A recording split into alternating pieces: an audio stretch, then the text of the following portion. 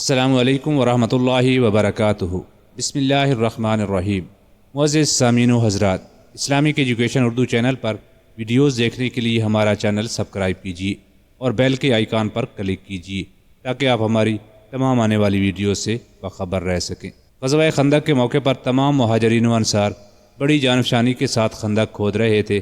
معاشی اثرت اور تنگی کا یہ عالم تھا کہ صحابہ کرام نے اپنے پیٹ پر پتھر باندھے ہوئے تھے اور امام الانبیاء حضرت محمد رسول اللہ صلی اللہ علیہ وآلہ وسلم نے اپنے پیٹ مبارک پر 2 پتھر باندھے ہوئے تھے اور آپ کی آواز سے بھی نکاہت کا اظہار ہو رہا تھا۔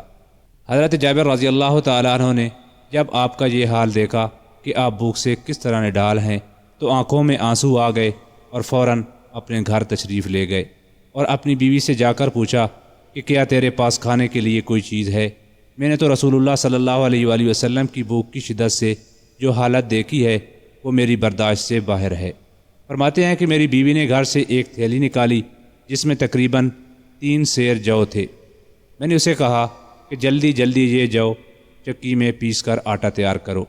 اس کے علاوہ میرے گھر میں بکری کا ایک بالکل چھوٹا سا بچہ تھا، میں نے اس کو ذبح کیا، اس کا گوشت بنایا۔ بیوی نے آٹا بنا کر گوندھ دیا اور گوشت کو ہنڈیا میں ڈال کر چولہے پر رکھ دیا۔ اب میں نے کہا کہ میں اب رسول اللہ صلی اللہ علیہ وآلہ وسلم کو بلا کر لے آتا ہوں۔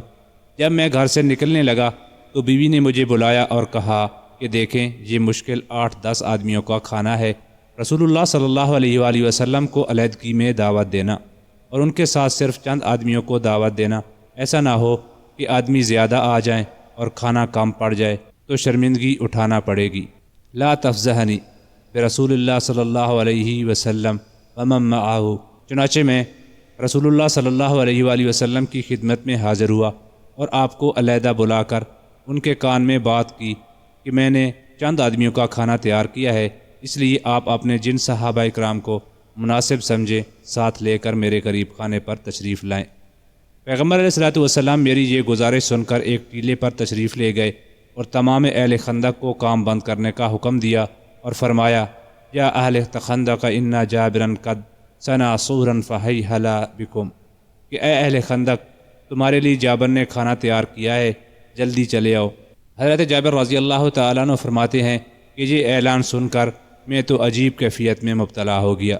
آپ صلی اللہ علیہ وآلہ وسلم نے فرمایا کہ جب تک میں نہ آؤں ہانڈی کو چولہے سے نہ اتارنا اور نہ ہی آٹے کی روٹیاں پکانا۔ میں جلدی سے گھر پہنچا اور بیوی سے یہ سارا واقعہ بیان کیا کہ کافی آدمی آ رہے ہیں۔ بیوی کہنے لگی کہ کیا آپ نے رسول اللہ صلی اللہ علیہ وسلم کو کھانے کی مقدار بتا دی تھی؟ میں نے کہا ہاں، بے شک میں نے آپ سے عرض کر دیا تھا کہ 8-10 آدمیوں کا کھانا ہے۔ بیوی بولی پھر اس میں ہمیں گھبرانے کی کیا ضرورت ہے، اب اگلا معاملہ خدا جانے اور اس کا رسول۔ چنانچہ پیغمبر علیہ الصلوۃ والسلام ہمارے گھر تشریف لائے۔ آپ نے گوندا ہوا آٹا منگوا کر اس میں اپنا لعاب دہن ملایا اور برکت کی دعا مانگی۔ پھر آپ نے ہانڈی میں بھی اسی طرح لعاب دہن ملایا اور برکت کی دعا فرمائی۔ پھر آپ نے تندوری میں روٹیاں لگانے کا حکم دیا اور مشکل 10-12 روٹیاں بنی ہوں گی۔ آپ نے فرمایا کہ دونوں چیزوں کو ڈھانپ کر رکھو اور بقدر ضرورت نکالتے رہنا، اور مہمانوں کو بلاؤ۔ بیٹھنے کی جتنی گنجائش تھی اتنے آدمی بلائے گئے، ان کو کھانا کھلایا گیا، پھر اور بلائے گئے، پھر اسی طرح حتیٰ کہ تقریباً 1500 آدمیوں نے خوب کھانا کھا لیا اور ہماری ہانڈی اسی طرح بھری ہوئی تھی اور روٹیاں موجود تھیں۔